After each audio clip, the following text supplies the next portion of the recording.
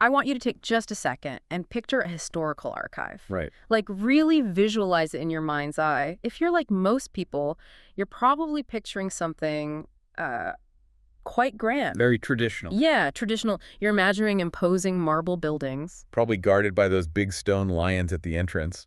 Exactly. Grand, sweeping staircases leading up to echoing reading rooms. Dusty manuscripts. Rows upon rows of identical gray boxes. And archivists wearing those crisp, white cotton gloves. Asking you to keep your voice down to a whisper. Right. It's a place of immense quiet. A place of serious state-sanctioned history. But for this deep dive into our source material today, I need you to take that grand, imposing image of the Marble Archive and completely shatter it. It's a completely different paradigm we're looking at today. It requires a total suspension of what we typically consider historically valuable. Instead of a marble hall, I want you to imagine an archive housed in the cramped pantry of an Upper West Side apartment in New York City. A pantry? Yes, a pantry. Instead of state documents and, presidential letters, imagine this pantry is stuffed to the brim with matchbooks from dive bars. Worn-out pulp fiction paperbacks with lurid covers. And old T-shirts bearing political slogans. Mm-hmm. Imagine a space where you don't need special credentials or some fancy university affiliation to enter, just a desire to connect with a past that wasn't supposed to survive. Welcome to the deep dive. Our mission today is profound. We're going to entirely redefine what counts as history. And what actually belongs in an archive. Exactly. We're exploring how marginalized communities, and specifically the gay and lesbian community, have historically had to build what are called archives of feelings. Archives of feelings. They had to build these alternative repositories to document their very existence, their intimate lives, their loves, and their traumas. Primarily because official, traditional institutions completely ignored them. Or worse, actively erased them. And the foundational text guiding our exploration today provides such a really rich, nuanced look at this phenomenon. Right. We're looking at excerpts from Cvetkovich's groundbreaking 2003 book, An Archive of Feelings: Trauma, Sexuality, and Lesbian Public Cultures. Okay, let's unpack this, because to move from the traditional idea of an archive to this radical new concept requires us to strip away a lot of assumptions. A lot of them. You're going to want to rethink everything you know about what belongs in a museum, what belongs in a library, and what gets to be called a historical artifact. The central thesis that Cvetkovich establishes, which really weaves through everything we'll discuss today, is a crucial distinction in purpose. Right. Think about those traditional archives you mentioned. They're primarily designed to preserve knowledge. The facts. Exactly. Right. They're built to hold the official record. The treaties, the deeds, the documented progression of power and capital. But an archive of marginalized groups has a vastly different mandate. It must preserve feeling and memory. It has to do this often to compensate for institutional neglect. Or to document a traumatic erasure. When your history isn't recorded in the official ledgers of the state, your history survives in the emotional residue left on everyday objects. The emotional residue. I love that phrasing. The text argues that the archive of feelings must enable the acknowledgement of a past that can be, frankly, painful to remember. Sometimes impossible to forget. And frequently resistant to conscious, articulate expression. An archive not of facts, but of feelings. It's a heavy concept, but to really understand how this works in practice, we have to look at where these archives actually live and breathe. The physical spaces. Yeah, I want to talk about the Lesbian Herstory Archives, the LHA. A legendary space. I was reading about their origin story, and it blew me away. We aren't talking about a massive endowment or a board of wealthy philanthropists cutting ribbons. No, not at all. It started in 1974 in a living space. Specifically in the cramped Upper West Side apartment of two women, Joan Nessel and Deborah Adel. And when we say cramped, the source text notes that stories of visits to their apartment's pantry are legendary in this community. The pantry. Imagine going to an archive to study history, and you're standing next to where someone keeps their canned soup and spices. Documents were stuffed into every conceivable nook and cranny of that apartment. It was a grassroots safe haven in the purest sense of the word. It was. But to really grasp why this was so radical, we should probably contrast it with the institutions that existed at the time and, well, still exist today. Take the New York Public Library, the NYPL. The NYPL's main building at 5th Avenue and 42nd Street is essentially the absolute epitome of the traditional archive. Oh, yeah. It opened in 1911, and it was funded by the rising aristocracy of New York, Families like the Astors. the Carnegies. It was built after 12 years of construction to be a monument. It was designed to signal that New York City was a world-class cultural capital. I've walked past those lions, patience and fortitude. The architecture itself sends a very specific message, doesn't it? It's classical design, massive scale. It screams tradition and authority. It does. Yeah. And entry into their manuscript collections isn't for just anyone. Right. The text highlights how these spaces are traditionally available by special application, usually only granted to those who have very specific, academically sanctioned research projects. You can't just walk in off the street. No. The research room is a sequestered space for devoted scholars. It's imposing by design. It's meant to make you feel the weight of official, state-sanctioned history. It essentially tells you we are the gatekeepers. We decide what is important enough to be remembered. Exactly. Now, put that imposing, restricted environment up against the mission of the LHA. The LHA was conceived of more as a community center than a sterile research institution. Right. One of its original driving missions was to provide a safe space. I want to dig into that specific term because safe space gets thrown around a lot today. Why did this archive physically need to exist in a home in the 1970s? It was born out of a very real, very physical necessity. The LHA existed to rescue lesbian-owned documents that were actively in danger. Danger from who? We're talking about materials at high risk of being left to neglect or, far more frequently, being deliberately destroyed by indifferent or violently homophobic families after a woman passed away. Wow. The LHA became a sanctuary for evidence that a life had been lived.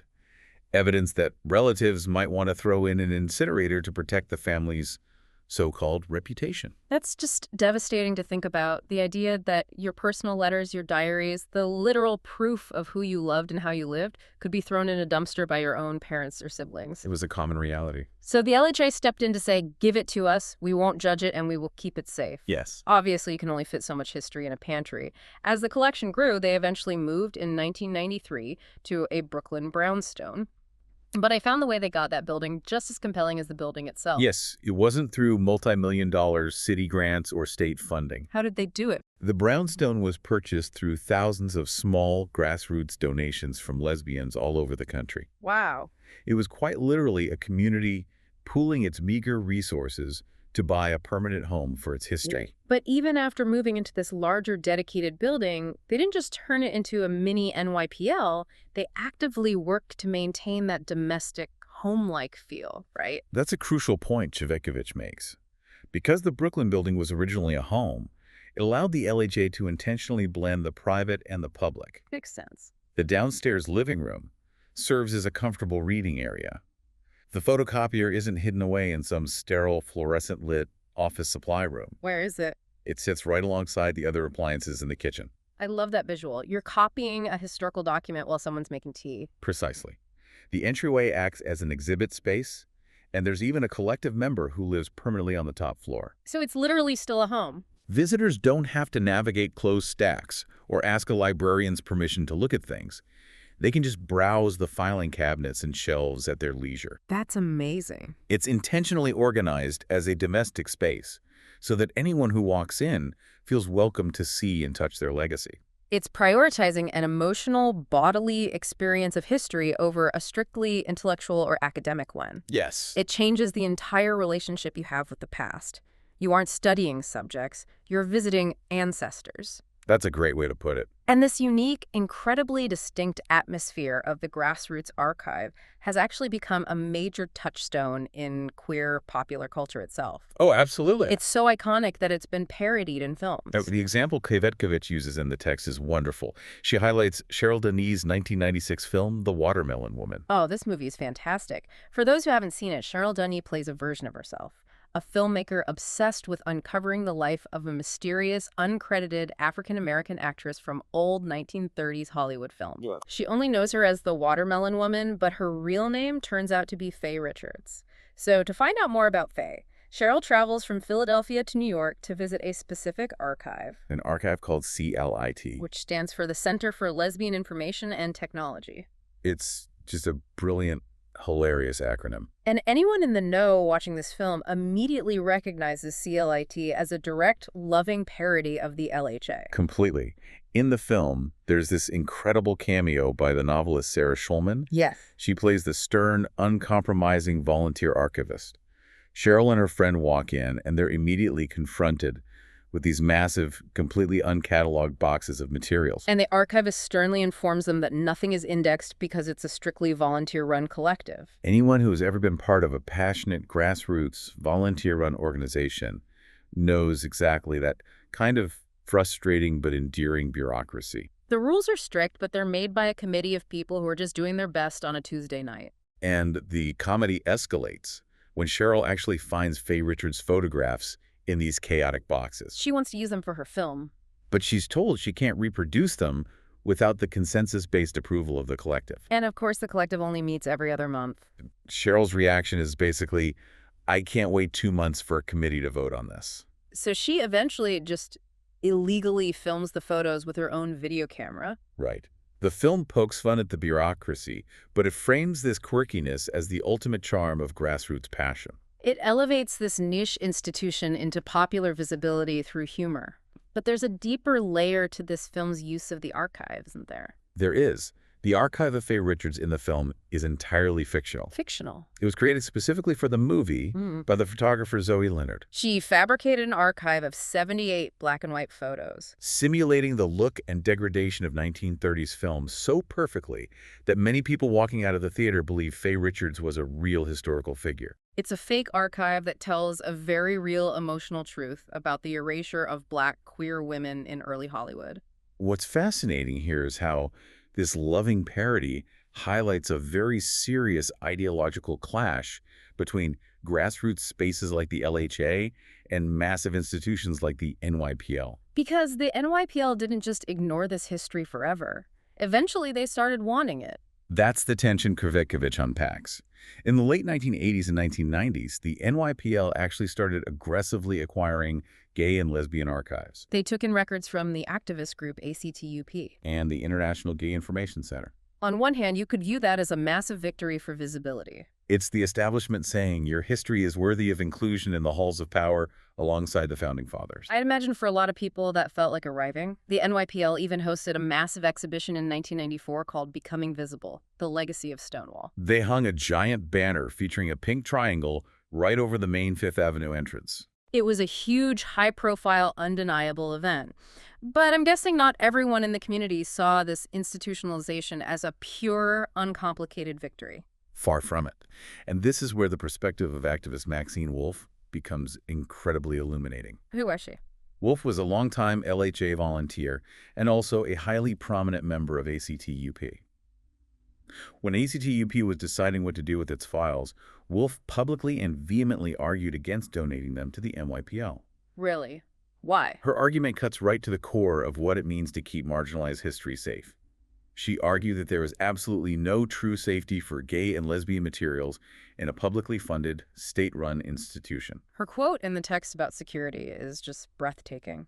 She basically scoffs at the idea that a multi-million-dollar endowment or a climate-controlled marble vault equals security. What did she say? I'm paraphrasing the power of it here, but she essentially says, let me tell you about security. Security means that when there's a fire, someone actually wants to save your papers. At the LHA, there are 25 women who would literally put their lives on the line to run into a burning building to save that stuff. That is the crux of the archive of feelings. Security is defined by temperature-controlled environments, acid-free folders, or armed guards. No? Security is defined by an emotional, communal investment in the survival of the materials. Wolf's stance is a separatist one. Meaning she wants to keep it completely independent. She argues that if the political winds change, and history shows us they always do, a publicly funded institution could easily be pressured by a conservative government to defund, hide, or deaccession those gay and lesbian materials. Deaccession meaning quietly get rid of them. Exactly. But at the LHA, that would never happen, because the materials are the very soul of the community guarding them. It's a profound mistrust of the institution, born out of decades of being criminalized and ignored by those very same institutions. It makes complete sense. Why would you hand your most precious, vulnerable history over to the state that was arresting you in bars just a few years prior? Joe Nessel, one of the LHA founders, even wrote in her Principles for Radical Archiving that, if necessary, the archives will go underground with its people to be cherished in hidden places until the community is safe. That doesn't sound like the language of a head librarian. That sounds like the language of a resistance movement. Because it is a resistance movement, and if we connect this to the physical space an archive occupies, a clear pattern emerges. If the space itself is unconventional, a pantry, a kitchen, a brownstone guarded by fiercely protective volunteers ready to go underground, then the actual items contained within that space are bound to be deeply unconventional as well. Which opens up a whole new question. If we aren't storing presidential letters and property deeds, what exactly is sitting in those boxes in the Brooklyn brownstone? When we look inside these grassroots archives, we aren't primarily looking at official treaties or pristine, leather-bound first editions. The absolute stock and trade of the Gay and Lesbian archive is something called ephemera. For listeners who might not be familiar with the archival use of that word, ephemera refers to things that were created for a specific, usually temporary purpose. Things that were fully intended to be thrown away after they were used. We're talking about occasional publications, cheap paper flyers. The material objects of everyday life. The kind of stuff that usually falls into a miscellaneous or junk category when traditional librarians try to catalog a collection. To give a concrete sense of this, Cvetkovich looks at the Gay, Lesbian, Bisexual, and Transgender Historical Society of Northern California, the GLBTHS. Located in San Francisco. Right. If you go through their collections, you'll find matchbook covers from old gay bars. You'll find the little paper notepads that bars used to leave on the table. I was reading about those notepads. They weren't just for doodling. No. Bars left them on the table specifically so patrons could covertly write down phone numbers and pass them across the room. Because openly approaching someone could get you thrown out. Or arrested by undercover police. Exactly. They also have flyers for underground club events, personal photo albums. Condoms that were creatively packaged for specific safe-sex activist events. And yes, the archive even includes vibrators. And back in New York at the LHA, their collection includes things like T-shirts printed with political slogans. Posters from niche cultural events. And one of their most famous items, a construction worker's hard hat adorned with a lambda sign, which was worn by a lesbian laborer. Think about your own junk drawer at home for a second. Think about the concert tickets you kept, the matchbook from a special dinner. The silly button you bought at a street fair. Usually we think of this stuff as clutter. It's the stuff you throw away when you move. But ask yourself, what if that junk drawer was the only absolute proof that you existed? What if it was the only proof that your community gathered, loved, and survived? Why is this specific type of ephemera the cornerstone of this history? It comes down to a matter of historical survival. How so? When your intimate life, your sexuality, and your community are rendered invisible by mainstream culture or actively criminalized by the state, you don't leave behind official public records. Historically, queer people didn't have marriage certificates. They often didn't have joint property records or shared bank accounts. Their social organizations weren't officially incorporated with the city. Therefore, the everyday items of leisure culture, of nightlife, of covert communication, these ephemeral objects become the only historical record available. The matchbook isn't just a matchbook. It's geographic proof that a safe space existed on a certain street corner in a certain city in a certain year. The bar notepad is proof of courtship and connection in an era when flirting with the wrong person could literally destroy your life. The text introduces a critical concept here regarding how we value these objects. In academic terms, Cvetkovich talks a lot about affect. But stripped of the jargon, affect really just means the emotional charge or the vibes an object holds. The Archive of Feelings insists that these marginal materials are immensely valuable, not because of their monetary worth or their official status, but because of the effect, the nostalgia, the personal memory, the fantasy, and often the trauma that is attached to them by the people who saved them. The object itself is almost secondary to the emotion poured into it. And this leads to a really fascinating concept explored in the text.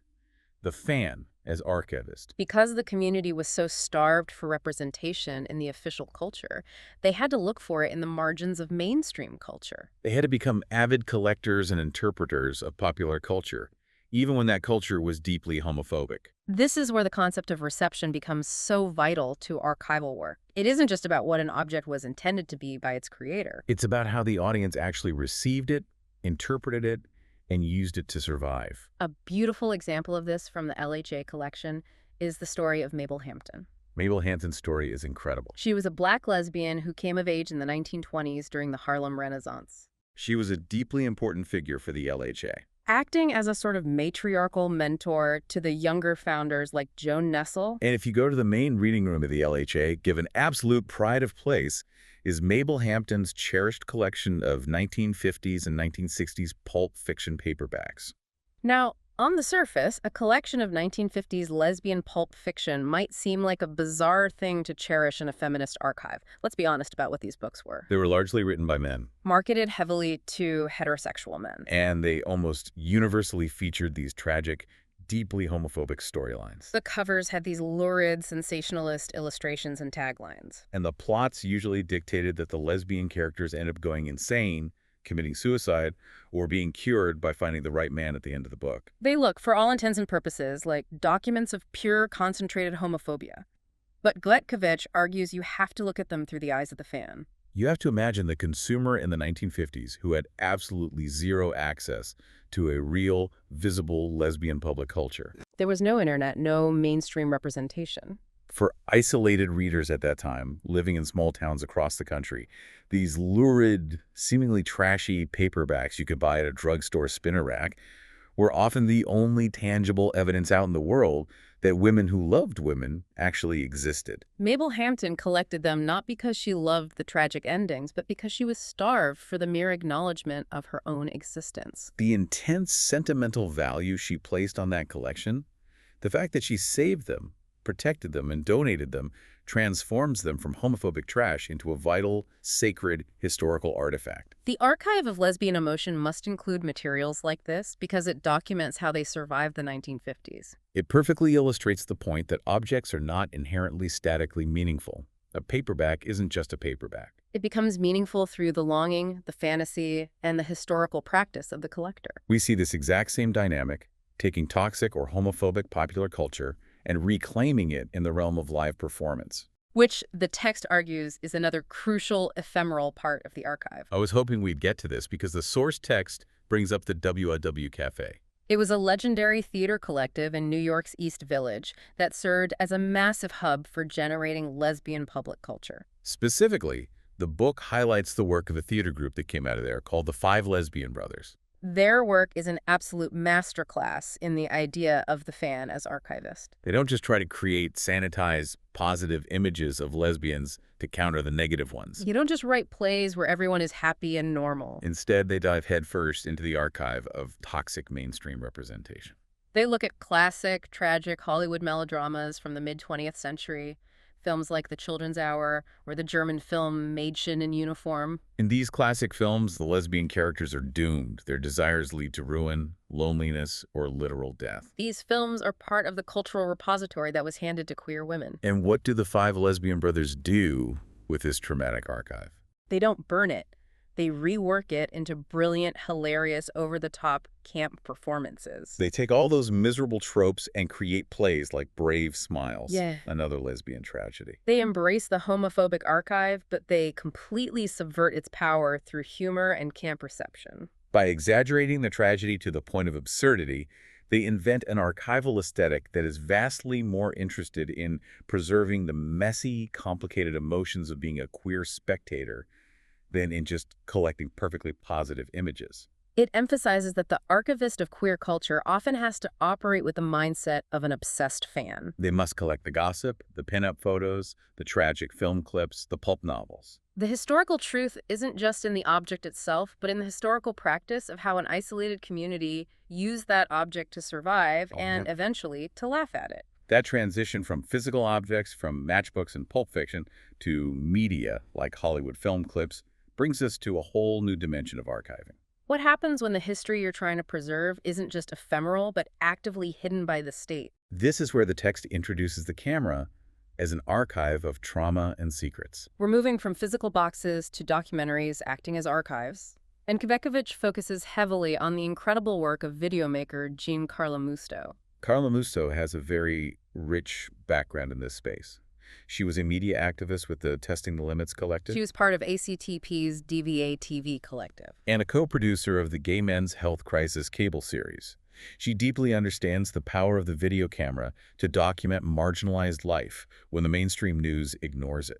But the work the text really zeroes in on isn't her street-level activism. It's highly, intensely personal. Cvetkovich looks closely at Carla Musto's 1997 documentary video, To Catch a Glimpse. In this film, Carla Musto turns her camera away from the protests and points it at her own family. She becomes a sort of insider ethnographer investigating a deeply hidden family secret. The death of her Italian-American grandmother, Rocca. The context here is crucial. Rocca died in 1939 when Carla Musto's mother was just a young child. Growing up, the oral histories passed around the kitchen table about how Rocca died were vague, conflicting, and shrouded in secrecy. It's the classic family dynamic where everyone knows something terrible happened, but no one will speak of it clearly. What Carla Musto eventually uncovers through her investigation is that her grandmother actually died from a botched, illegal abortion. Now, it's important to look at how Carla Musto herself frames this in the documentary. She's viewing the Catholic Church, the stigma of the era, and the state laws of 1939 strictly through the lens of her family's personal trauma. Right. The text explores her artistic choices, including footage of pro-choice protests, as her way of making sense of a deeply painful subjective family history. But when she sets out to uncover the objective truth about her grandmother, she immediately runs into a massive roadblock regarding official archives. This is a turning point in how we understand historical records. We are taught to trust the official record. If you want to know how someone died, you look at the death certificate. So Carla Musto goes to the New York Municipal Records Office. She pulls her grandmother's official death certificate from 1939, hoping for some hard documentary clarity. And what does the official state-sanctioned document say? It lists the cause of death as an ectopic pregnancy. But as Carla Musto realizes, and as Cvetkovich points out in her analysis, this information is almost certainly a fabrication. It's a lie written on official government letterhead. Think about the reality of 1939. Listing a botched illegal abortion as the cause of death on a public document would immediately trigger a criminal inquest. It would bring police, detectives, and intense legal scrutiny onto a poor, grieving, working-class immigrant family who had just lost their mother. So the official record lies. The state's archive is a dead end. It functions as a protective fiction designed to shield the family from the law, but in doing so, it also effectively buries the historical truth of a woman's desperate choice and tragic death. Here's where it gets really interesting. Because the official facts are a lie, Carla Musto has to rely on something much more fragile to build her archive. The fractured emotional oral histories of her mother and her aunts gathered around a kitchen table decades later. And even that is incredibly difficult to capture. These are deeply traumatic memories. At one point in the filming, Carla Musto's mother breaks down crying when trying to talk about the day her mother died, and the footage just abruptly breaks off. The interviewer, even as a filmmaker looking for answers, has to respect the silence of her mother's trauma. She turns the camera off. Confronted with the lies of the official archive and the agonizing silent gaps in the oral history, Carla Musto arrives at a profound conclusion about doing this kind of historical work. She states in the video, "I've come to the point where I believe that truth is a hunch, a very strong hunch, and everything else is just words." Truth is a hunch. I can't stop thinking about that phrase. It's powerful. When the facts fail you, when the state lies to you, and when the trauma is too heavy to speak aloud, you have to lean into the emotional truth. You have to follow the hunch. And because she lacks hard facts or historical footage of her grandmother, she is forced to use the medium of video to create what Cvetkovich calls a fantasy archive. Because she doesn't have direct memories or actual footage of what happened in 1939, she uses her camera to literally reconstruct the past. And she does this in the most queer, imaginative, boundary-pushing way possible. One of her key sources is her Aunt Tessie, the oldest sister, who was actually born in Italy before the family immigrated. Carla Musto travels to Florida to interview her, hoping for hard facts. But Tessie denies the abortion story entirely, claiming it was just a hemorrhage. But Tessie isn't just denying it, she's a myth maker. She tells Carla Musto a completely different family legend. She tells a story about their great-grandfather back in Italy, who supposedly struck a barren pear tree on Christmas Eve in a fit of anger, only to have it miraculously bear fruit the following year. It's a classic immigrant folktale, full of magic and displaced longing. And what does Carla Musto do with this myth? She films it. But she doesn't hire a historical reenactment actor. Yeah. No. Carla Musto, a self-described cross-dressing butch lesbian, puts on period clothing, paints on a mustache, and plays the role of her great-grandfather herself. She shoots it in dramatic black and white. It's such a wild, brilliant choice. She literally enters the historical past, physically closing the gap that separates her from her ancestors. She openly acknowledges to the viewer that it is a reconstruction, a total fantasy.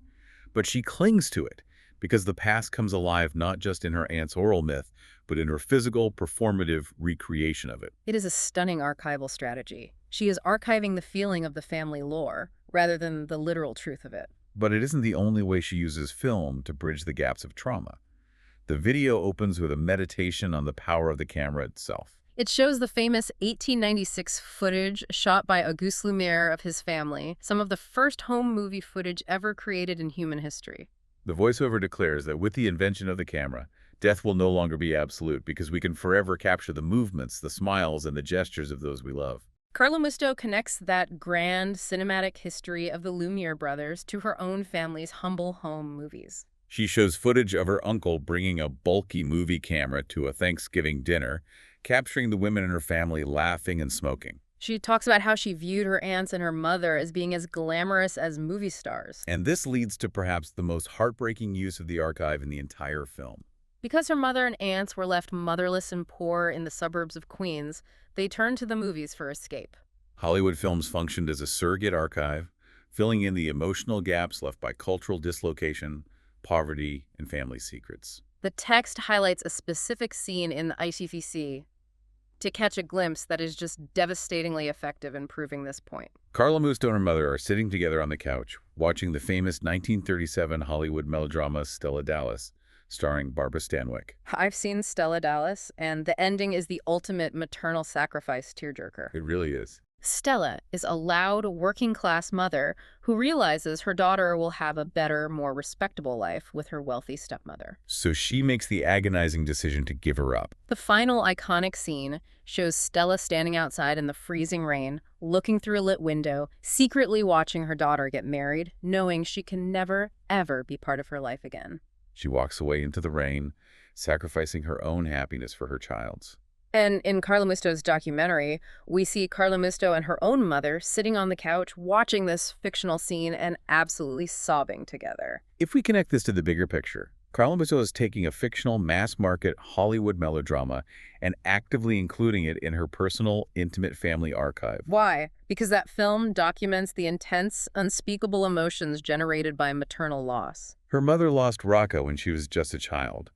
She can't always speak of that specific grief directly. It hurts too much. But she can weep over Stella Dallas in the rain. The fictional movie holds more emotional truth, more archival weight regarding her mother's internal traumatic life than the official municipal death certificate ever could.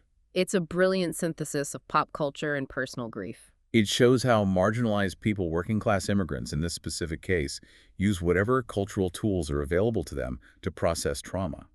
The secret of Rocca's death. A poor woman, desperate not to have another mouth to feed, stands at the intersection of migration, poverty, restrictive gender roles, and the law. By unpacking this hunch through video, fantasy, and Hollywood melodrama, Carla Musto builds a profound archive of feelings. Which perfectly sets the stage for where Carla Musto's work goes next. Yes. We've talked about historical trauma and family secrets, but what happens when the trauma is happening right now, all around you? That brings us to our final exploration. Mourning, magic, and chosen family. We're looking at another of Carla Musto's videos, released in 2000, titled Shotzi is Dying. This is where Cvetkovich's analysis reaches its most poignant register. You might be thinking, making an entire, highly produced documentary about your dog dying sounds incredibly sentimental. It sounds like a personal home video that maybe shouldn't be a public archive. But Carla Musto uses the death of her Doberman, Shotzi, whom she shares with her partner Jane Rosette, as a profound, shattering lens to explore mortality, survival, and the unique ways queer communities build what we call chosen families. To understand the massive emotional weight of this film, we have to understand the context of Carla Musto and Rosette's lives at that specific historical moment. The video is ostensibly about a failing, sick dog, But hovering over every single frame is the specter of the AIDS crisis. Both women had been on the absolute front lines of AIDS activism in New York for years. Rosette is a photographer who extensively documented the crisis and helped found the People with AIDS Coalition. Carl Lusso, as we mentioned, was a prolific media activist documenting the protests and the deaths. They had spent over a decade surrounded by relentless, terrifying death. The burnout they experienced was immense, almost unimaginable. In the video, they explained that they moved out of the city to a house in the country because the choice was basically either a padded cell or a room with a view. They needed physical distance from the constant sirens and the constant dying in the city. So they have this country house, and they share it with two Dobermans, Shotzi and Rivka. And they make it very clear they consider these dogs not just pets, but animals in the family. The video dares to take the intense, life-saving bond between marginalized communities and their animals incredibly seriously. Cvetkovich notes how the film includes commentary from prominent queer figures unpacking this specific phenomenon. The performance artist Holly Hughes notes, with a bit of dark humor, that lesbians tend to fall into three categories. The cat lesbian, the dog lesbian, and the one with asthma. She jokes that admitting you hate animals in that community is practically a crime. But then the poet Jerry Gomez Perlberg brings it to a much deeper, more poignant level. She argues that for gay people, unconditional love has historically been very hard to come by from their biological families. When you are rejected by the people who are biologically supposed to love you unconditionally when you're kicked out of the house or disowned, you seek out creatures capable of giving that love without judgment. Pets become a touchstone for the tender places in the heart where marginalized people experience loss, loyalty, and mortality. Furthermore, the home that Carla Musto and Rosette share in the country is not just a peaceful retreat. It is quite literally an archive cohabited by the dead.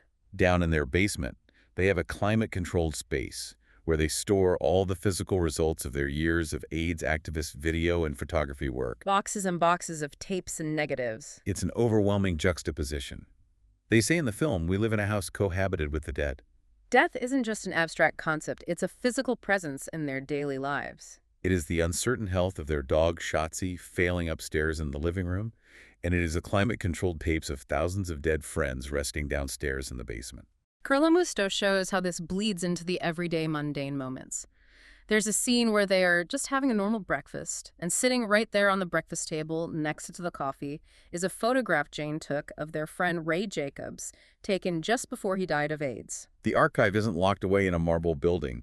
It is sitting at the kitchen table. The central question of Shotzi is dying becomes, how do you mourn? How do you process a volume of grief that threatens to crush you? Historically, traditional institutions offered no help to this community. The text explores how Carla Musto's own Catholic heritage failed her during this time, offering only condemnation and homophobia rather than comfort for her dying friends. When the church tells you that you and your dead friends are sinners who don't deserve proper rites, you have to invent your own rituals. You have to look elsewhere. She consults a Buddhist teacher about learning to be present with death. Jane talks about the Jewish tradition of lighting a yahrzeit candle to remember the departed. But then Carla Musto takes a massive, beautifully weird, artistic leap. She starts looking at ancient Egyptian traditions of mummification. She becomes obsessed with how the Egyptians buried their dead with all their most prized possessions to prepare them for the journey to the next world. And this leads to a striking, highly produced fantasy sequence right in the middle of the documentary. It is very reminiscent of the cross-dressing great-grandfather scene we discussed earlier. Oh, it's fantastic. The documentary suddenly shifts gears and turns into a spoof of a 1930s adventure movie shot in dramatic black and white.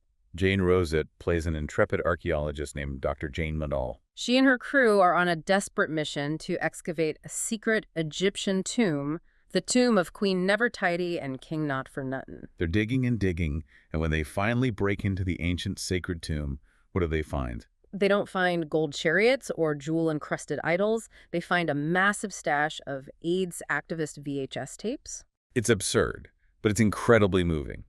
Carla Musto describes these video clips, these raw tapes of street protests, die-ins and pride parades as part of a storehouse of sacred and magical items for their journey into immortality. Think about the power of that framing. She is taking the gritty, desperate, street-level video footage of ACTUP protests, the exact kind of ephemera that mainstream history might ignore or throw away, and she is elevating it to the status of sacred antiquities. She is demanding that the history of queer survival be viewed with the same awe, reverence, and historical permanence as the treasures of the pharaohs. And she grounds this need for alternative magical mourning rituals in real-world activist history. The Egyptian fantasy sequence beautifully segues into actual documentary footage of the radical fairies at the Stonewall 25 March in New York in 1994. This is such a layered historical moment. The Stonewall 25 March was meant to be a massive celebration of the 1969 riots. But a lot of activists felt the official march was too mainstream, too assimilationist. It felt like a corporate parade rather than a protest. So groups like the Radical Fairies, who merge hippie, pagan, and gay male cultures, teamed up with ACTUP to form a counter-protest. They marched up Fifth Avenue without a city permit. And the Radical Fairies staged this incredible piece of street theater. They carried a dead Judy Garland through the streets. Judy Garland, of course, being an absolute, undeniable icon of gay camp and mourning. The fact that her real-life funeral in New York tragically coincided with the original Stonewall riots in 1969 solidifies her as a historical touchstone for queer grief. They paraded with her symbolic body up the avenue and then performed a campy, highly emotional, pagan-inspired ritual to resurrect her right there in the street. Carla Musto includes this raw footage, layering it with old clips of Egyptian burial rites and actual audio clips of Judy Garland singing. It perfectly encapsulates the queer approach to trauma, as Cvetkovich defines it. It is an unabashedly campy, flamboyant, almost ridiculous ritual on the surface. But it is simultaneously a deadly, serious, deeply emotional act of public mourning and political defiance. It proves that you can hold profound, earth-shattering grief and absurd theatrical humor in your hands at the exact same time. The archive doesn't have to be solemn, marble, and quiet to be sacred. Which brings us back to the dying dog, Shotzi. Because the video isn't just about cataloging the dead, it's about the necessity of continuing to live. It merges these profound mediations on mortality with the mundane, necessary beauty of everyday survival. Yes, amidst all the talk of Egyptian tombs and AIDS funerals, the video makes sure to show the living. It shows Jane, the devoted gardener, happily riding a tractor in the sun to the tune of Blue Moon. It shows Jean Carlamusto sitting at a patio table, delightedly eating an artichoke while a Patti Smith song plays in the background. And the video ends with a lingering shot of Shotzi the dog, looking directly into the camera, panting, very much alive in that captured moment. Video, as an archive, certainly acknowledges death, but it also allows the dead to remain part of daily life. As Carla Musto says, that final shot gives us a chance to pause and appreciate evidence of our own existence in the simple act of breathing. The archive isn't just about preserving the dead. It's a mechanism for finding the strength to keep breathing yourself. It's a testament to the fact that when an official culture tries to erase you, simply documenting your joy, your grief, and your daily survival becomes an act of profound, undeniable resistance. So what does this all mean? We've been on quite a journey today, stepping far outside the marble halls of traditional history. We started by looking at a pantry stuffed with matchbooks and political t-shirts. Understanding how a grassroots collective in a New York apartment protected a history that families wanted to throw away. We learned how homophobic pulp fiction can become a lifeline of representation for a fan starved for connection in the 1950s. We explored how a filmmaker, faced with the lies of a state death certificate, used cross-dressing and Hollywood melodramas to uncover the emotional truth of her grandmother's trauma. And finally, we saw how the grief over a dying dog and the trauma of the AIDS crisis could spark the invention of sacred, magical, and deeply campy new rituals for mourning. The overarching lesson from Cvetkovich's work is that the true archive of human experience is rarely found in sterile, official documents stored in grand buildings. The most vital history is found in the messy, emotional, deeply personal, and sometimes wonderfully weird artifacts of everyday survival and love. I want to leave you with a final thought to mull over as you go about your day. Think about your own life. Think specifically about your digital footprint. Think about the highly specific, seemingly nonsensical memes you've saved to your camera roll. Think about that strange, eclectic mix of songs on a private playlist you made after a bad breakup. Think about the inside jokes, the shorthand, and the emojis you use in a group chat with your chosen family. If a future archivist were to somehow uncover your phone 100 years from now, what specific archive of feelings would they uncover about your unique moment in history? What joys, what anxieties, and what secrets would remain hidden between the lines of your digital ephemera? How would they reconstruct the emotional truth of your life? Thank you for joining us for this deep dive into the source material. We'll see you next time.